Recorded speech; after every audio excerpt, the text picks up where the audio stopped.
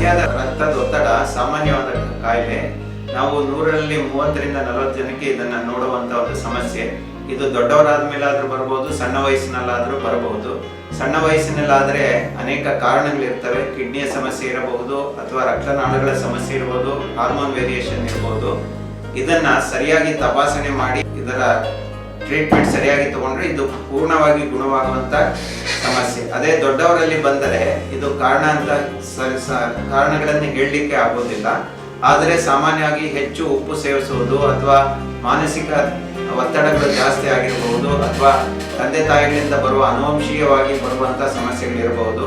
ಇದಕ್ಕೆ ವೈದ್ಯರಿಂದ ಸರಿಯಾಗಿ ತಿಂಗಳಿಗೊಮ್ಮೆ ಪರೀಕ್ಷೆ ಮಾಡಿಕೊಂಡು ಹೆಚ್ಚಿನ ತೊಂದರೆಗಳಾಗದರೆ, ಅಂದರೆ ಕಾಂಪ್ಲಿಕೇಶನ್ ಆಗದಿರ ಅಂತ ಮ್ಯಾನೇಜ್ ಮಾಡಿಕೊಂಡ್ರೆ ಆ ವ್ಯಕ್ತಿಯು ಪೂರ್ಣವಾಗಿ ಆರೋಗ್ಯವಂತನಾಗಿರುತ್ತಾನೆ.